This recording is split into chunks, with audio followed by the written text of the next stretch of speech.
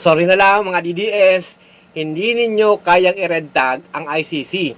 At sa puntong ito, mukhang ang tatay ninyo ay hindi na makakauwi ng buhay.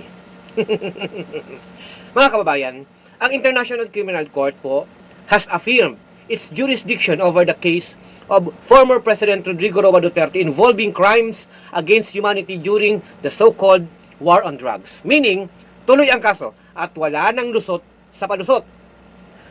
Ang ICC po ay nagsalita na. Kahit umatras ang Pilipinas noong 2019, hindi ito naglilinis sa kasalanan sa ginawa habang kasapi pa ang ating bansa. Sa madaling sabi, hindi mo pwedeng takasan ang international na batas. Kung may krimeng ginawa noon, mananagot pa rin siya ngayon. Sa madaling sabi, no, habang toro tanggi at pabikti mode ang mga dating tagapagtanggol ni Digong, tandaan natin, hindi ito politika, hustisya ito para sa libu-libong Pilipinong pinaslang ng walang laban.